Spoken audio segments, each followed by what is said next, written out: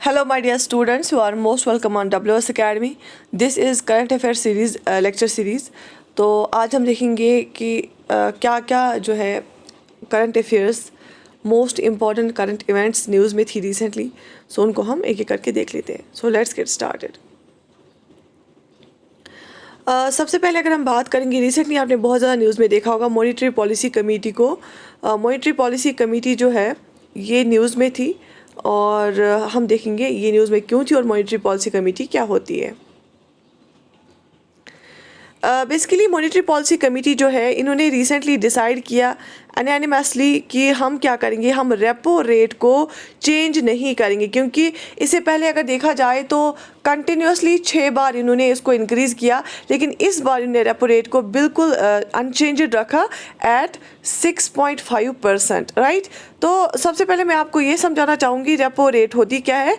Repo rate वो होती है जिस रेट पे हमारा RBI कमर्शियल बैंक्स को लोन देता है, शॉर्ट टर्म लोन देता है. देखो इस रेपो रेट को हम इंक्रीज़ करें या डिक्रीज़ करें, ये RBI क्यों करता है, मॉनिटरी पॉलिसी क्यों करता है इसको, रेपो रेट को इंक्रीज़ या डिक्रीज़, इन्फ्लेशन को कंट्रोल करने के लिए. राइट. तो इस बार इसको अनचेंज रखा गया है. RBI ने बोला है कि हम क्या करें, कोशिश करें कि इंडिया का जो फाइनेंशियल सिस्टम है, India's financial system does not suffer the kind of crisis seen by banking collapses in US and Europe. जो यूरोप और US में बैंकिंग कोलैप्सेस हुए, बैंक्स जो कोलैप्स हुए वहाँ पे हम नहीं चाहते इंडिया में कोलैप्स हो, इसलिए हमने इसको अनचेंज्ड रखा. देखो रेपो रेट को तो मैंने आपको बताया, ये वो रेट है जिस रेट के बेसिस पे सेंट्रल बैंक हमारे कमर्शियल बैंक्स को लोन प्रोवाइड करता है. अब अगर इन्फ्लेशन ज़्यादा होगी और RBI चाहेगा कि जो इकोनॉमी है उसमें मनी सप्लाई कम हो, तो वो रेपो रेट को इंक्रीज़ करेगा, क्योंकि जब रेपो रेट इंक्रीज होगी कम बैंक्स आएंगे RBI के पास लोन लेने के लिए, और फिर इसका मतलब ये हुआ कि कमर्शियल बैंक्स अपने कस्टमर्स को कम लोन प्रोवाइड करेंगे, तो मनी सप्लाई कम हो जाएगी. लेकिन अगर इन्फ्लेशन कम है और RBI चाहता है कि मनी सप्लाई इकोनॉमी में ज़्यादा हो, तो वो रेपो रेट को कम करती है, सो दैट कि ज़्यादा से ज़्यादा बैंक्स करेंगे अप्रोच RBI को और वहाँ से लोन ले लेंगे, और इन टर्न ज़्यादा से ज़्यादा कस्टमर्स आएंगे लोन लेने के लिए और मनी सप्लाई इकोनॉमी में ज़्यादा से ज़्यादा होगी. राइट. तो इन्फ्लेशन को कंट्रोल करने के लिए रेपो रेट को इंक्रीज या डिक्रीज किया जाता है, लेकिन ये कौन करता है, ये MPC मॉनिटरी पॉलिसी कमेटी करता है. इस बार इन्होंने अनैनिमसली इसको क्या रखा, सारे मेंबर्स ने इसको यही वोट किया कि हम इसको अनचेंज्ड रखेंगे. अब आपको पता होना चाहिए कि मॉनिटरी पॉलिसी क्या होती है. Monetary policy committee MPC monetary policy committee क्या होती है. ये जो मॉनिटरी पॉलिसी कमेटी है इसको बनाया गया कब, 2016 में. कब बनाया गया, पहले नहीं थी ये, इसको 2016 में बनाया गया under section 45 ZB of RBI act 1934. RBI का जो एक्ट है 1934 वाला, इसी एक्ट के अंडर 2016 में बनाया गया मॉनिटरी पॉलिसी कमेटी को. It determines the policy repo rate required to achieve the inflation target. Monetary policy committee जब मिलती है तो ये क्या करती है, ये जो इन्फ्लेशन का इन्होंने टारगेट रखा होगा उसको अचीव करने के लिए रेपो रेट को इंक्रीज या डिक्रीज कर देती है. कौन, मॉनिटरी पॉलिसी कमेटी. तो इस बार इन्होंने न्यूज़ में क्यों थी, इन्होंने रेपो रेट को अनचेंज रखा, चेंज नहीं किया. ये जो मॉनिटरी पॉलिसी कमेटी होती है आपको पता होना चाहिए, इसमें 6 मेंबर्स होते हैं. 3 RBI से होते हैं जिसमें RBI गवर्नर भी होता है, और RBI गवर्नर जो होता है उसका कास्टिंग वोट होता है. मतलब अगर पाँच में से ये जो RBI गवर्नर का वोट होता है ना, ये डिसाइडिंग वोट होता है, इसको हम कास्टिंग वोट बोलते हैं. राइट. और ये सबसे लास्ट में वोट करता है who is the ex officio chairperson. ये एक्स ऑफिशियो चेयरपर्सन भी है मॉनिटरी पॉलिसी कमेटी का, ये एक्स ऑफिशियो चेयरपर्सन भी है. राइट. तो 6 मेंबर्स होते हैं मॉनिटरी पॉलिसी कमेटी के, 3 होते हैं फ्राम RBI और 3 होते हैं from government. Right. Okay. Monetary policy committee जो होती है it is required to meet at least 4 times a year. तो 4 बार इसको साल में मिलना पड़ता है. मॉनिटरी पॉलिसी कमेटी कितनी बार मिलती है, 4 बार मिलती है एक साल में. Right. The quorum for meeting is 4 members. तो इस मीटिंग का कोरम क्या बनता है, 4 मेंबर्स. इसका मतलब ये है, देखो 4 आपको याद रखना है, 4 मेंबर्स कोरम बनाते हैं और 4 बारें मिलती हैं एक साल में. कोरम होता है कि मिनिमम कितने मेंबर्स होने चाहिए एक कमेटी को काम करने के लिए. अगर मॉनिटरी पॉलिसी कमेटी में 2 ही मेंबर आके मिले तो वो काम नहीं कर सकते. कोरम इसका 4 है. इसको मिनिमम रिक्वायर्ड मेंबर्स है वो 4 होने चाहिए, लेकिन टोटल मेंबर्स कितने हैं मॉनिटरी पॉलिसी कमेटी में, 6 मेंबर्स हैं. राइट. यहाँ तक समझ आया? तो this was in the news, इसीलिए न्यूज़ में क्या था, मॉनेटरी पॉलिसी कमेटी भी न्यूज़ में थी और रेपो रेट भी न्यूज़ में था और आरबीआई भी, राइट। इसके बाद दूसरा एक टॉपिक हम देख लेते हैं जो न्यूज़ में था, that is the great Nicobar project. Great Nicobar project जो है वो भी न्यूज़ में था, और क्यों न्यूज़ में था ये हम देख लेते हैं। रिसेंटली जो हमारा द नेशनल ग्रीन ट्राइब्यूनल है, वो वाला ट्राइब्यूनल जो हमारे एनवायरमेंट इकोलॉजी के साथ डील करता है, उसको हम नेशनल ग्रीन ट्राइब्यूनल बोलते हैं, constituted a committee to review the environmental clearances given to the great Nicobar project. Great Nicobar project को जो एनवायरमेंटल क्लियरेंसेस मिली है, उस क्लियरेंस को रिव्यू करने के लिए एक कमेटी बनाई गई, और वो कमेटी किसने बनाई? नेशनल ग्रीन ट्राइब्यूनल ने कमेटी बनाई। और उस कमेटी का नाम क्या है? उस कमेटी को काम क्या है उसका? उस कमेटी को रिव्यू करना है कि जो ग्रेट निकोबार प्रोजेक्ट है उसको जो क्लियरेंस दी है उसको रिव्यू करना है। अब आप बोलोगे कि मैम ये ग्रेट निकोबार प्रोजेक्ट है क्या? ये जो ग्रेट निकोबार प्रोजेक्ट है ये क्या है?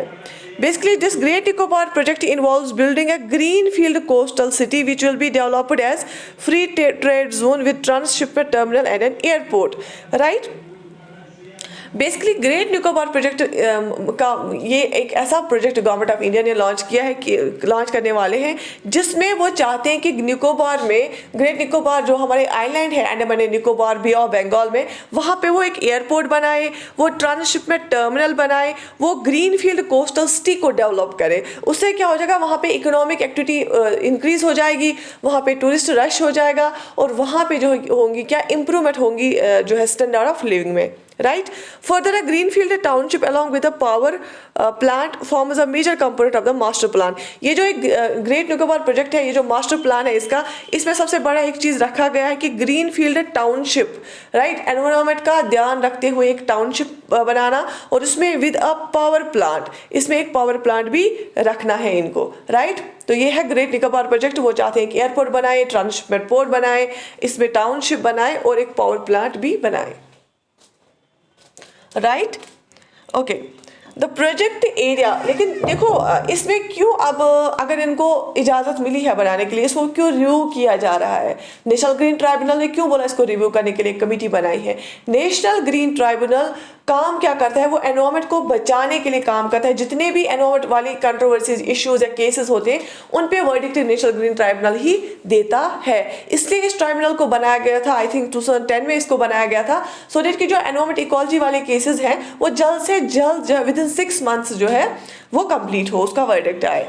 तो ये जो प्रोजेक्ट है ना, बेसिकली ये फॉल करता है with in 10 kilometre radius of, ये जो 2 नेशनल पार्क्स के रेडियस में फॉल करता है। इसीलिए ये जो नेशनल पार्क है वो सेंसिटिव एरिया है, कहीं उसको कोई नुकसान ना पहुंचे, इसलिए इसको रिव्यू किया जा रहा है। वो 2 नेशनल पार्क्स, कौन सी 2 नेशनल पार्क्स है जिनमें ये फॉल करता है?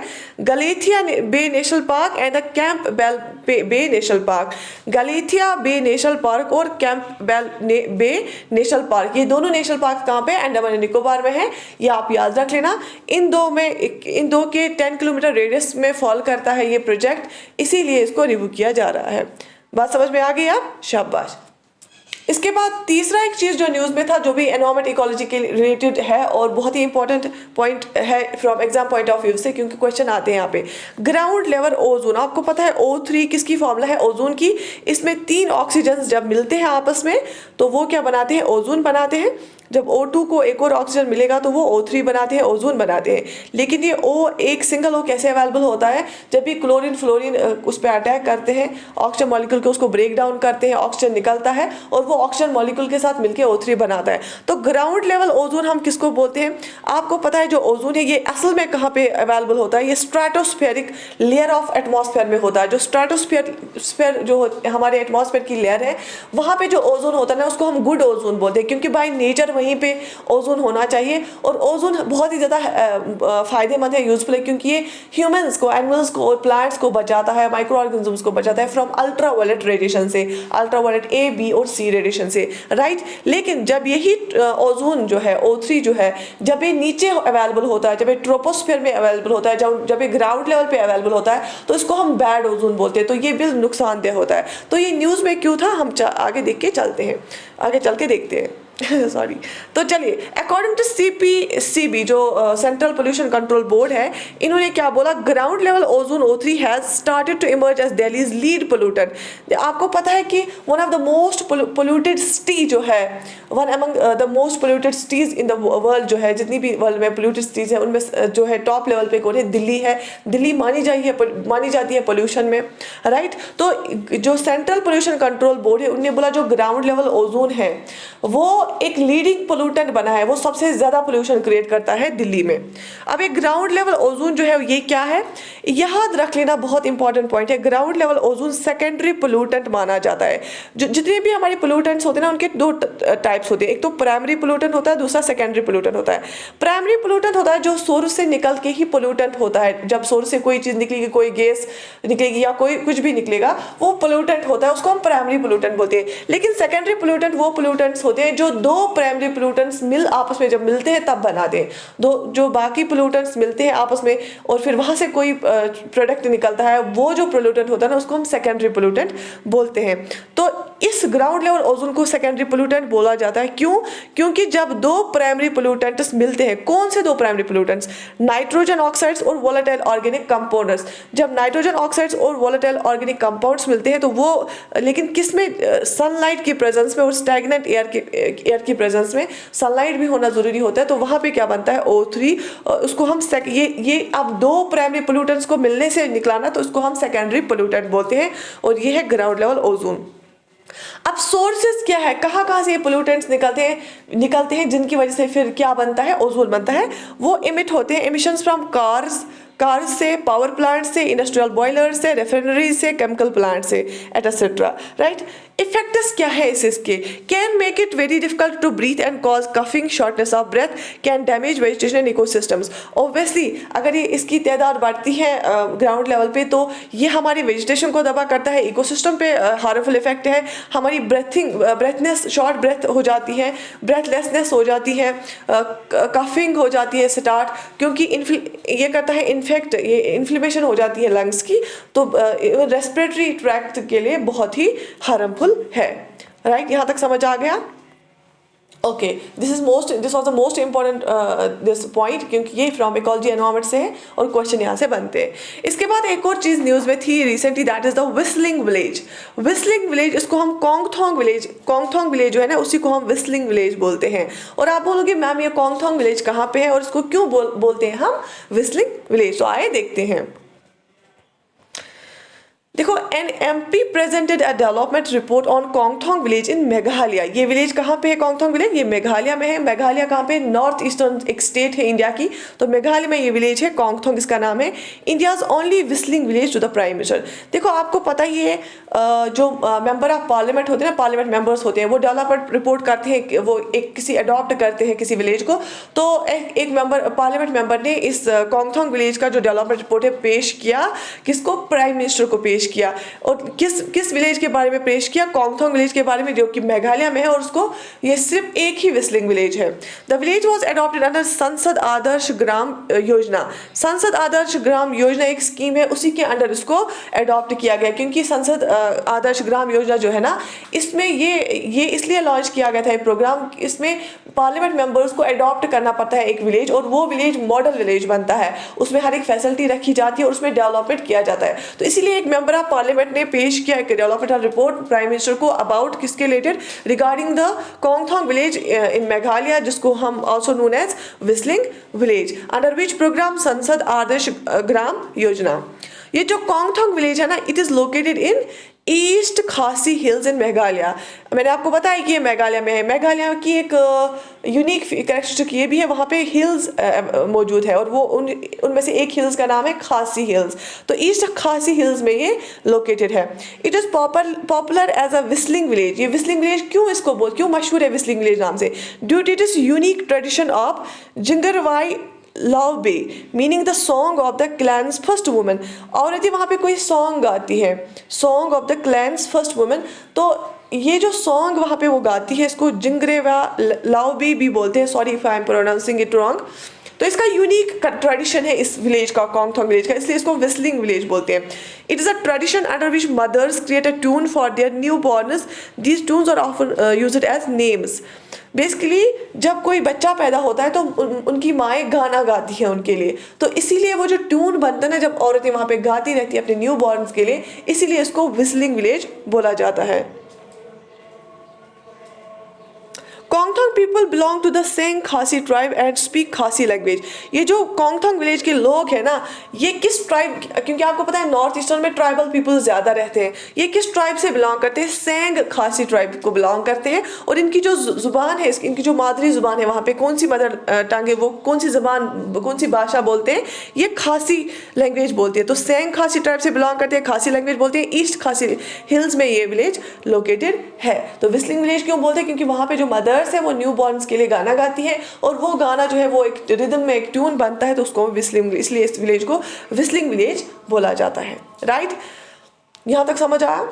इसके बाद एक और चीज जो न्यूज में थी और बहुत इंपॉर्टेंट है from exam point of view, that is about the Ladakh's wood carving. Ladakh की जो वुड कार्विंग आपने देखा होगा, वहाँ की जो आर्ट एंड आर्किटेक्चर में देखा गया, वहाँ की वुड कार्विंग बहुत ही खूबसूरत है और बहुत वो एक क्रिएटिव टाइप्स दिखती है, और उसमें एक डेप्थ, आर्टिस्टिक डेप्थ भी देखी गई. लद्दाख्स वुड कार्विंग की न्यूज़ में था, prime minister applauds GI tag for Ladakh's wood carving, a first of its kind.